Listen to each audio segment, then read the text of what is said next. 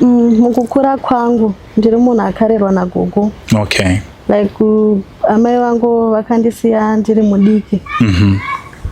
Handina kunge ndaziva kuti vakabva vachienda kupi. Okay. Panguva yachona ndanga ndiri mwana mudiki sereki. Saka ndakangokura ndichita like ndiri nherera isina mai nababa. Okay. Mama wakakusiya ima akaita sei pawakabva wachibva wazoenda? Ndanga ndine 2 years. Make mune 2 years. Saka ndopandakabva ndachizogara nawo pasi ndikati ndoda kuzivawo kuna baba vangu. Saka vakanditsanangurira vakanditi baba vako vanonzi Mike Tembo. Mike Tembo. Mike Tembo. Vanga vari musoja. Vaishandira pa KG6. Vaishandira pa KG6. KG6. Nhasi uno ndikanzi ndafa. Havakwanisi kuziva kuti ndinoisa musoro kupi. Nekuti handina rudzi nawo. Asi semadzisekuru angu vanokwanisa kuzongoita zvavanokwanisa panguva iyo. Okay. Kana kuti ndikarwara murume wangu anogona kuzoshaya kuti onanga papi exactly. Asi ndinotenda Mwari rimwe zuva richasvika, chiedza chichapenya, nzira ichawanikwa, mwana achaziva kwanobva, uye maronda emoyo achapora.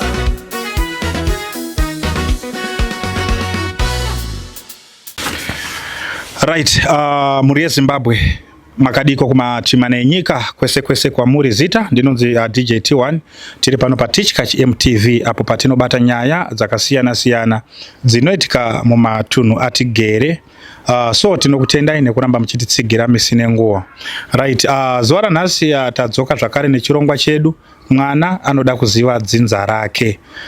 Chiri chikumbiro kwamuri kwese kwamuri muri yeZimbabwe kuti patinoita nyaya yedu imimi ndimi muri ikoko, hatisi kushanda tega, tiri kushanda tiri pamwe chete.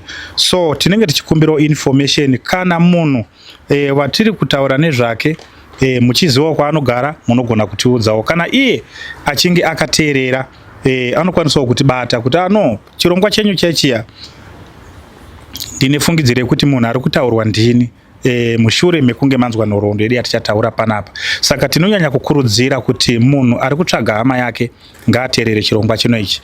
Munhu ari kuda kubatsirwa kutsvaga hama yake ngaateererewo chirongwa chino ichi. Saka tinotenda kuti Mwari vanogona kutibatsira. So nhasi ndina vatete wangu wandakagara nawo pano wandiri kuda kuti tinzwe kuti nyaya yavo yakamira sei. Kana tichinge tainzwa tobatsirana semhuri yeZimbabwe.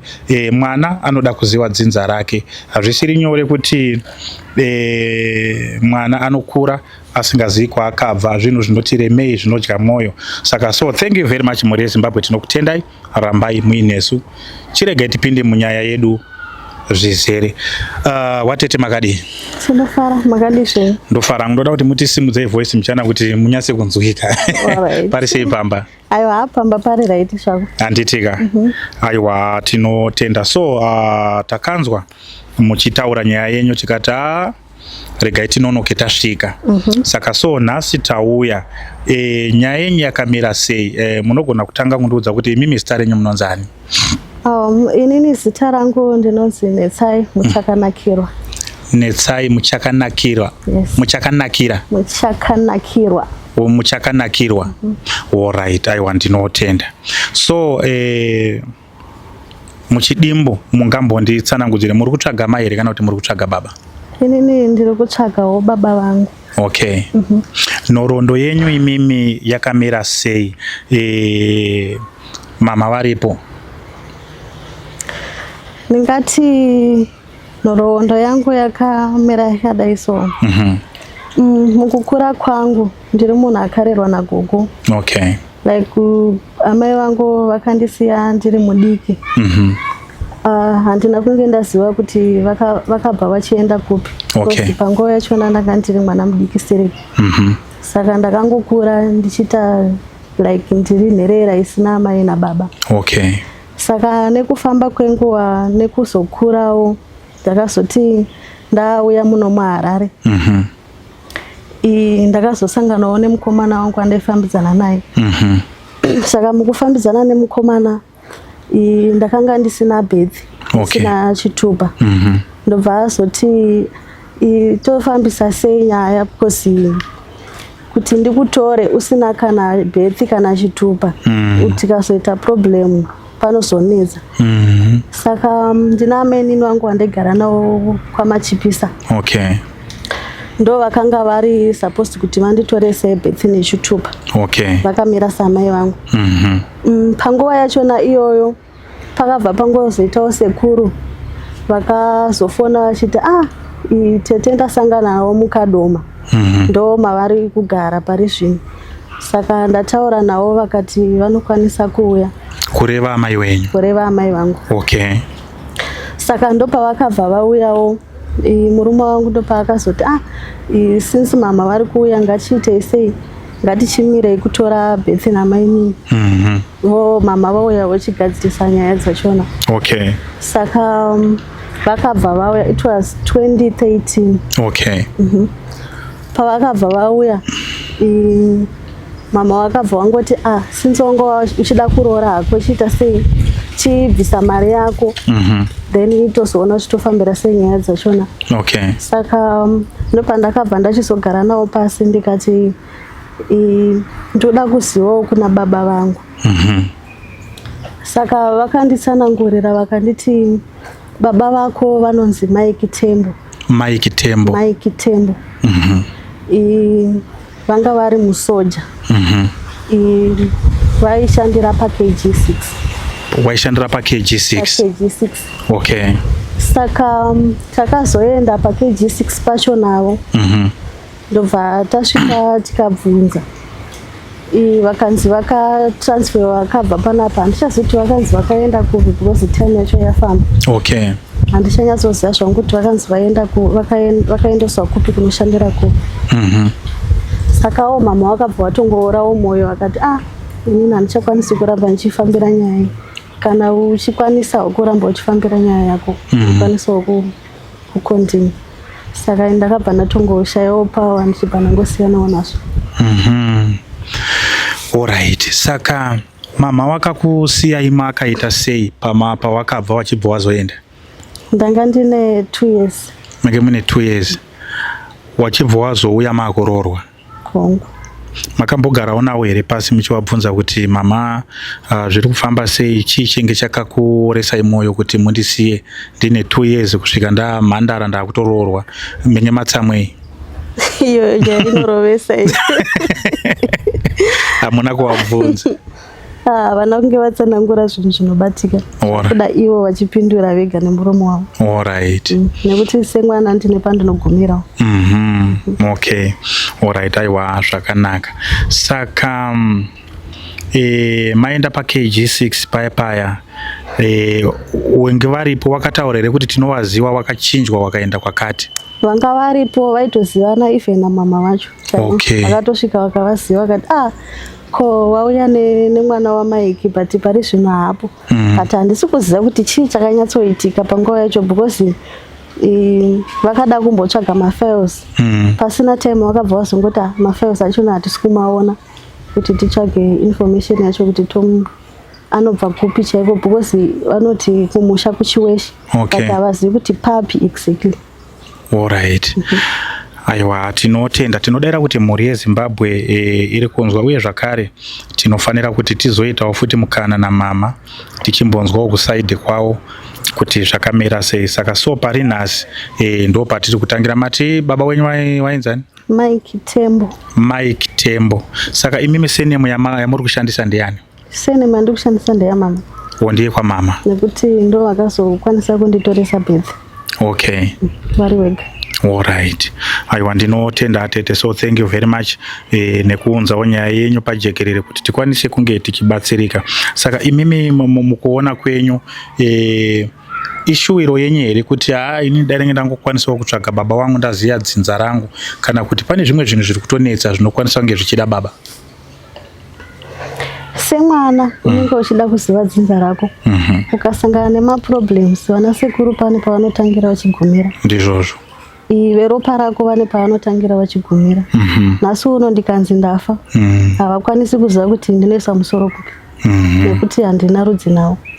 Asi semadzisekuru angu vanokwanisa kuzongoita zvavanokwanisa panguva iyo. Kana kuti ndikarwara murume wangu anogona kuzoshaya kuti onanga papi exactly. Ndizvozvo ichokwadi zvinenge zvakarema. Aiwa, ndinotenda zvikuru atete. Saka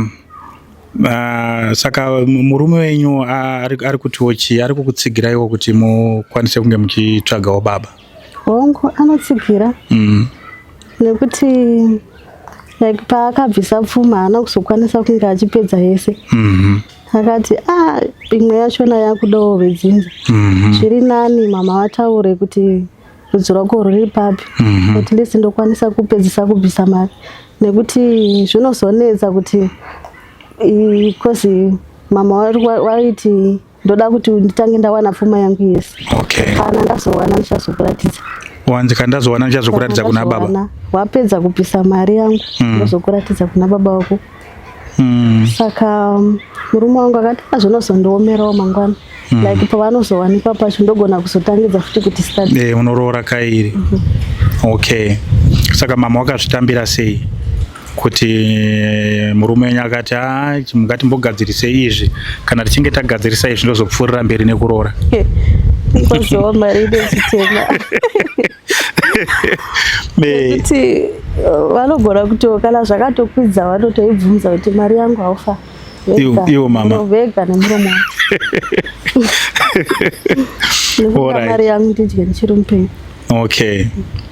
Alright. Aiwa, ndinotenda vatete. Aiwa, hapana chakaipa. Saka izvozvizvi mhuri yenyu yakura sei? Maane vana vangani? So far ndine vana 3. Alright. Aiwa, ndinotenda zvikuru. Aiwa, so thank you very much. Mati baba vanonzi Mike Tembo, waimboshanda pa KG6. Pa KG6. Alright. Muri yeZimbabwe ndonyaya yatinayo. Muri kunzwa watete wangu vari kutaura nhoroondo yavo. Vari kuti baba vavo wainzi Mike Tembo. Kana pana anokwanisa kunge vachiwaziwawo, munongovaudzawo kuti mhandara yavo yakurai.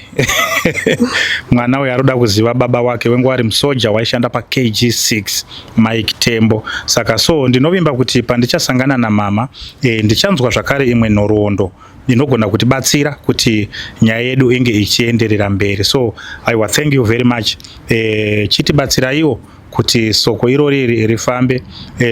Mike Tembo wengu ari musoja. Saka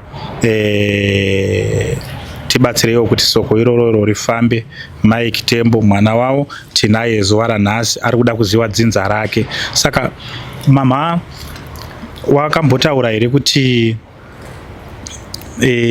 baba wenyu wenge wane mumwe mukadzi here? Izvozvo pamwe vakataura kune hama dzavo. Alright.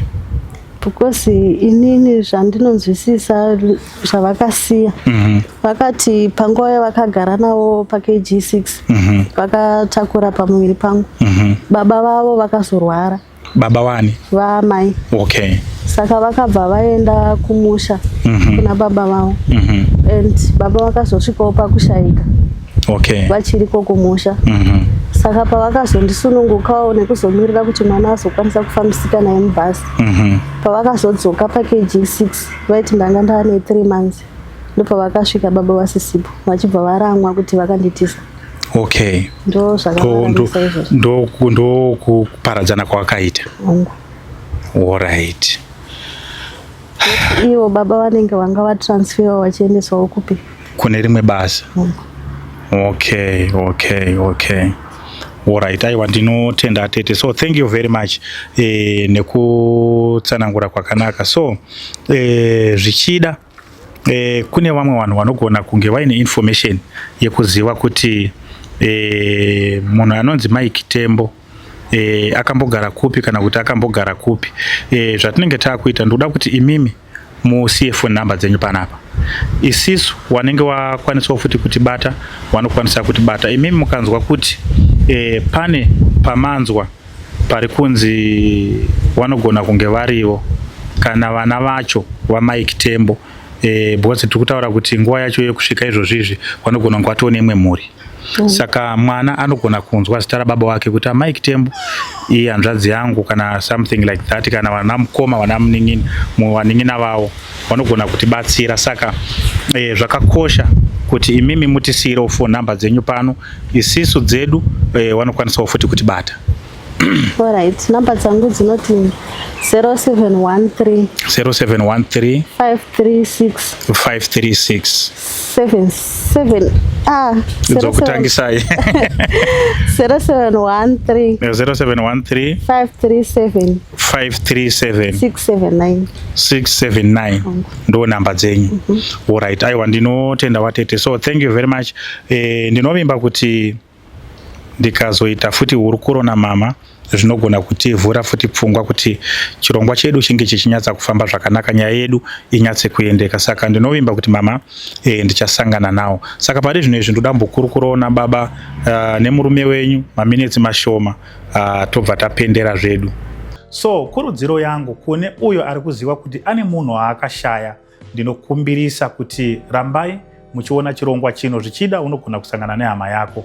Kune uyo ari kudawo kutsvaga hama yake, platform inoi yakasununguka kuti munge muchiishandisa pakutsvaga hama dzenyu. Saka so thank you very much, ndinokutendai. Asi musakanganwe kufollowa YouTube channel yedu, musakanganwe kusubscribe Facebook page yedu, musakanganwe kufollowa ku TikTok tiriko zvakare. So chikumbiro chedu chenge chiri chekuti kana kuchinge kuine masponza anogona kutibatsirawo pachirongwa chatiri kufamba nacho, makasununguka kutibatsira. Chinongotiremera panyaya iyi inyaya yetransport, kunyanya kufamba tichienda kuti chimhanya tichikwira nekudzika. Saka so thank you very much mhuri yeZimbabwe, ndinokutendai. Rambai muchititsigira nekutipa mazano. Tikauya nenyaya ndimi vanhu wacho, ndimi munotiudza ku comment section kuti nyaya iyi toibatsirana sei tiri pamwe chete. Saka so thank you very much mhuri yeZimbabwe, tinokudai. Rambai muchititsigira mazvita. Right, mhuri yeZimbabwe, kusangana muchikamu chedu chechipiri, tiri pano paTichikachi MTV. Mwana anoda kuziva dzinza rake, ndo chirongwa chedu chatiri kufamba nacho. So chirongwa chedu tiri kushanda nemimi ndimi munenge muchitibatsira kuti chirongwa ichi chinyatse kufambawo zvakanaka, uye zvakare tinge tichikwanisawo kusvika pane vanhu vatinenge tichida. Ndinotenda zvikuru, thank you very much nekuramba muchititsigira. Vakuru vanoshandisa shona inoti mbudzi kuzvarira pane vanhu kuti idzingirwe imbwa. Saka mukaona tauyawo pajekerere kudai kutaura kuti tinenge tiri kuda kubatsirwawo nemi kuti zvinhu zvedu zvinge zvichifamba zvakanaka. So thank you very much. So apa ndina baba vari pano, ndo murume vatete vangu venenge ndiri kutaura nawo. Ndiri kuda kumbonzwawo mashoko mairi matatu kubva kusaidi kwavo, timbonzwawo kuti zvakamira sei. Akoma makadi? Ndinofara makadiyo. Ndinofara. Pari sei pamba? Pamba pakanaka zvapo. Anditika. Aiwa, tinotenda zvikuru. So ndanzwa vatete vachitaura nyaya yavo yekuti wenga vachidawo kuti vanga vachizivawo dzinza ravo kana kuti vanga vachizivawo baba vavo. So imimi muri kuvasapotawo sei panyaya iyi? Chinhu chinenge chakanaka muupenyu kuti munhu, pane dzimwe, ndingangoti pane dzimwe nyaya dzinoda baba, dzekuti chero amai varipo dzinogona kuvaremera, asi dzimwe dzinenge dzidawo baba. Kozouyawo pachivanhu chedu pane zvimwe zvinhu zvine chida dzinza. Unogona kusangana nematambudziko, hongu pamwe asati asangana nawo, asi mamwe matambudziko unogona kuzosangana nawo nekuda kwekuti dzinza rinenge richidawo kuti munhu anga achipota achitsika vhure redzinza. Zvinhu zvinongokomborera kungoti munhu ukatsika vhure dzinza, pane zvimwe zvinhu zvinenge zvakasungwa muupenyu. Unogona kusazviziva kuti zvakasungwa, asi nekuda kuti unenge watsika dzinza rei, ivhure dzinza rako, unotanga kuona zvimwe zvinhu zvichisununguka. Dzimwe nguva unogona kuzongopomerawo varoyi kuti varoyi vari kudai, zvinhu zviri kusunga nekuda kwezvakati. Asi zvizhinji zvimwe zvinhu zvinenge zvichida kuti ukaziva dzinza rako zvinokurerukirawo nekuwanawo. Pane zvimwe zvinhu secret yekuti imwe unenge uchidawo kutaurira munhu wepadhuze wedzinza.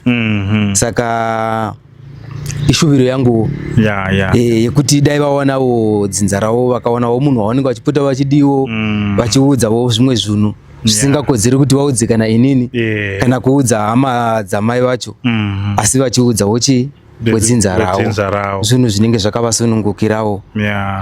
Chokwadi aiwa ndinotenda zvikuru nekuvatsigira. So ndambonzwa vachitaura kuti iwo pamakatotanga kudanana nawo amai chaiwo wengi vasati vatombooneka. Ichokwadi.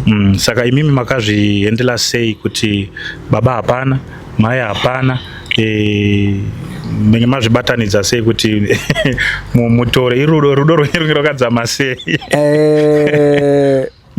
Chinhu chinoitika parudo. Right. Chinotanga rudo. Kozouya kuzobvunza zvimwe zvinhu zvakawanda. Hapana paungasangana nemunhu ubva wamuti baba vako variko here, amai vako variko here, unogara nani, utange wadaro, asi unotanga wabuilda rudo. Rudo rwavapo, mukadzidzana mukaona kuti rudo rwedu isu pachedu tinogona kuchengetana, mozotanga kubvunzana zvimwe zvinhu zvakaita seizvozvo zveukama nechi asi chinhu chinodiwa pavanhu rudo. Nyangwe tikatarisa pakunamata, kunamata chero hama dzikavapo, asi kana pasina chinhu chinonzi rudo, kunonzi munonamatira pasina.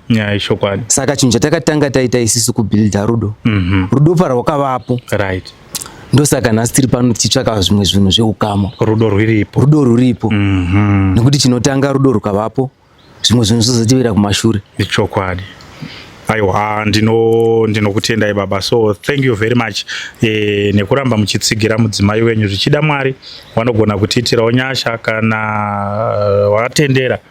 Tinogona kunzwawo information hanzvadzi yangu yofarawo zvinhu zvofamba zvakanaka. So mune mashokowo here amuri kuda kusiyira kune mhuri yeZimbabwe tisati zvedu tabva panapa? Mashoko ndinawo. Mashoko andoda kusiyira ruzhinji rweZimbabwe ndeyekuti munhu akashaya hama kana kuti akava nherera haisi nzira yekumusema nayo, kana kuti haisi nzira yekuwana chituko kumunhu akadaro, nekuti kune mamwe mashoko atinotaura. Kana mungava mudzimba, ndingafananidza nemumba. Mumba ukatora advantage yekuti kana munhu akaremara, ukatora advantage yekuti munhu akaremara, so pese pandotaura naye ndofanira kutaura ndichituka zvichienderana nesituation yaanokurarama ari. Kugarisana kunonetsa, asi kana ukati iwewe chero ukatsamwa ukatanga kufunga, munhu unoziva kuti uchitsamwa unotanga kuzvikontrola iwewe wega kuti aya mashoko aya handifaniri kumataura, aya mashoko aya handifaniri kumataura. Kana ndafunga kumataura ndinofanira kumataura takafara, noti kutaura mashoko situation inenge ine munhu mukutsamwa. Saka kana munhu watsamwa, kontrola mashoko unotaura, utaura mashoko akanaka panguva yekuti kana mashoko ukataura mashoko anorwadza kumunhu munguva yekufara arwadziwi, anofara, asi iwe uchitoziva kuti munhu ndamuudza zvinhu zvanga zviri pamwoyo pangu. Saka ngatitsvakei mashoko atinotaura, pane zvakanaka pane zvakaipa, tiselekte. Ndifunga ndo mashoko angu mashoma. Aiwa, ndinotenda baba maita basa nekutaura mashoko akanaka, mashoko ane uremu, mashoko ane udzamu. So thank you very much mhuri yeZimbabwe. Tichadzoka zvakare muchikamu chedu chechipiri panyaya iyo inoi. Asi pari nhasi tikuti tikutangira pano, ndofunga manzwa baba wachitaura ndo mudzimai wavo, ndo vari kutsvagawo baba wavo Mike Tembo, wakamboshanda pa KG6 wari musoja. Saka kune vanokwanisa kunge vachizivawo information kunyange kana pane mwana vacho vanokwanisawo kutibata, vatete waisa namba dzavo, isiso namba dzedu dzingoripo pa screen ipapa, munokwanisa kutibata kuitira kuti baba vange vachionawo mwana wavo. Zvichitodawo kwa vatori nechishuwo chokuti wakomana, mwana wangu wandakasiya uya, asi kuti wachimuone mwana vacho havachakwanisi kumuona. Pamwe pacho togona kufungidzira kuti wakaramwa, but mumwoyo mavo vari kutotsvawo mwoyo kuti zvino mwana wangu ari musango ndomuona sei sinzi paya kubva paya. Saka tiri kuti unoyi ndo mukana vacho wekuti tinge tichisangana nehama dzedu dzatinenge tichitsvaga. Saka ndikunyanya kukurudzira kuti kune ari kutsvaga hama dzake ngakwanisa ngachifollowa chirongwa chino ichi nekuti anogona kusangana nehama yake yari kutsvaka. So thank you very much muri yeZimbabwe, ndinokutendai, ngatisangane muchikamu chinotevera. Mazvita.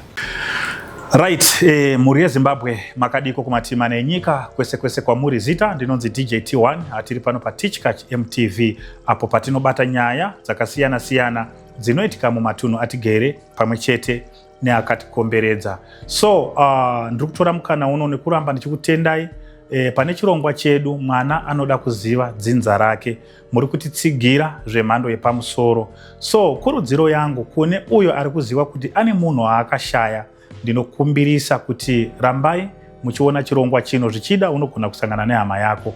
Kune uyo ari kudawo kutsvaga hama yake, platform inoi yakasununguka kuti munge muchiishandisa pakutsvaga hama dzenyu. Saka so thank you very much, ndinokutendai. Asi musakanganwe kufollowa YouTube channel yedu, musakanganwe kusubscribe Facebook page yedu, musakanganwe kufollowa ku TikTok tiriko zvakare. So chikumbiro chedu chenge chiri chekuti kana kuchinge kuine masponsa anogona kutibatsirawo pachirongwa chatiri kufamba nacho, makasununguka kutibatsira. Chinongotiremera panyaya iyi inyaya yetransport, kunyanya kufamba tichienda kuti chimhanya tichikwira nekudzika. Saka so thank you very much muri yeZimbabwe, ndinokutendai, rambai muchititsigira nekutipa mazano. Tikauya nenyaya ndimi vanhu wacho, ndimi munotiudza ku comment section kuti nyaya iyi toibatsirana sei tiri pamwe chete. Saka so thank you very much muri yeZimbabwe, tinokudai, rambai muchititsigira. Mazvita.